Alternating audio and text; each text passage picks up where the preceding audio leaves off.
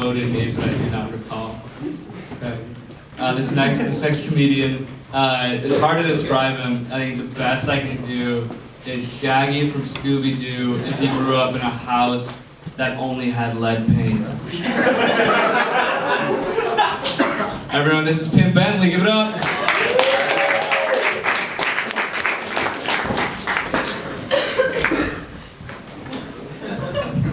So hurtful. Jeez. Oh man.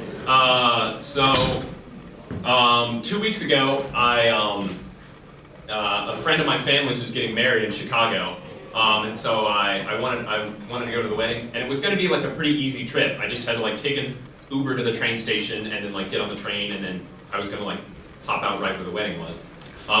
So I went to Library Circle like 45 minutes before the train was going to come. Like, okay, I'm cutting it a little close, but like I should be fine. It's like a 10-minute Uber.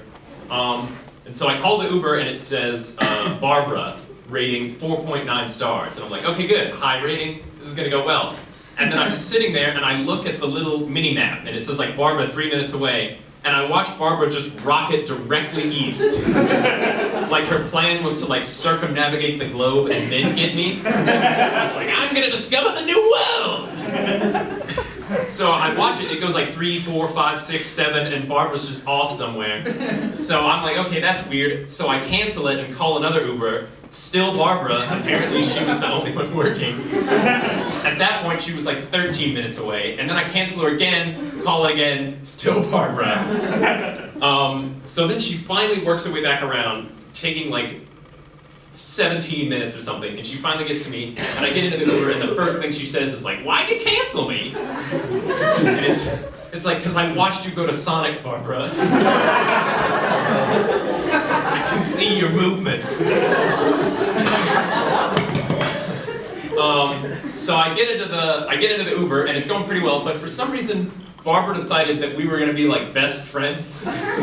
So like it's a short Uber ride, but she immediately goes into, she's talking about like her kid has ADHD, and then she's talking about like her mom is sick and she's having to take care of her. I learned like more about colonoscopy bags in the first like 4 minutes of that Uber ride than like I've ever learned in my entire life. Did you know you have to flush them every 2 days? Because now we all do. So we keep going and it's going pretty good. Barbara's telling me very secret things and I'm just kind of like, yeah. It's tough, yeah. Ailing parents. So we go along and we're like 2 minutes away from the train station. And then Barbara starts to tell me about her ex-boyfriend. And he was like, yeah, he was an accountant from Purdue. And he was always like, I'm an accountant from Purdue, you'll never do better than me. And she was like, what's the word for that? And I think she was going for like elitist or something, but I was like, okay, I'm apparently like best friends with this lady, so I'm gonna say something like sassy and Sex and the City fun. So she was like, what's the word for that? And I was like, asshole. And Barbara thought that was hilarious. But the bad news is that bumped us up like 3 more friendship levels that I was not.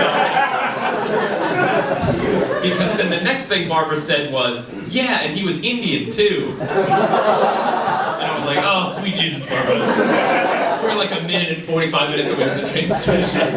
Please don't suddenly be racist.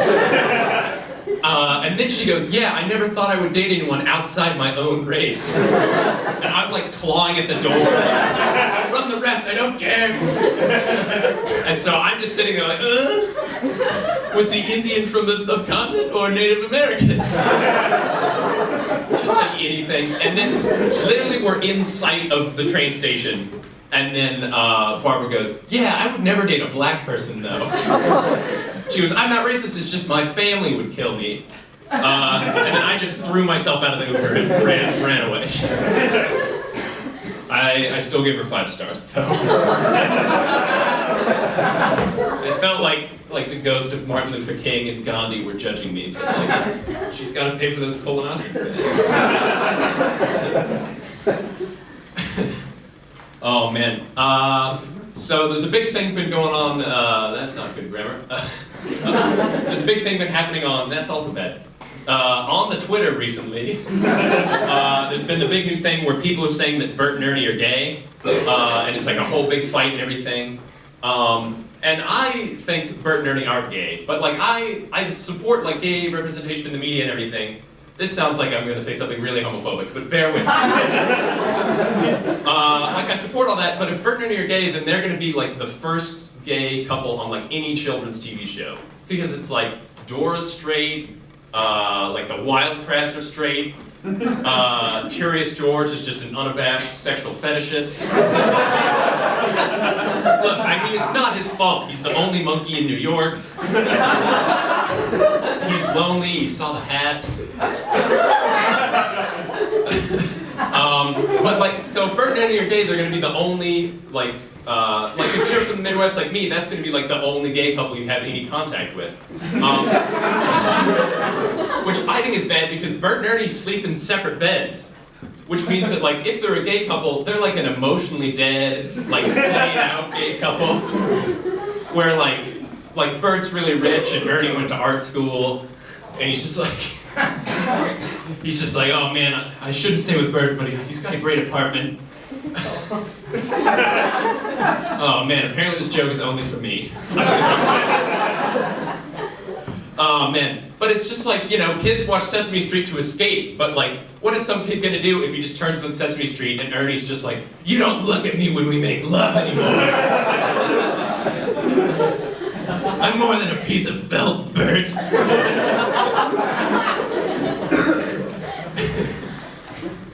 Man. So we got any Harry Potter fans out there? Any potheads?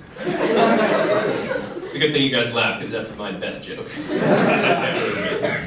I really like Harry Potter. But one thing that always confused me about Harry Potter was like the house system. Just like the 4 houses seemed weird, because it's like cool kid house, smart kid house, regular kid house, and then like serial killer house. Slytherin house always weirded the crap out of me. Like they live in the basement and they like snakes. They're like that one kid we all knew in high school that like wore a fedora. maybe I was the fedora kid. But I always thought it was weird that like in the wizarding world, they like invented a hat that could read minds.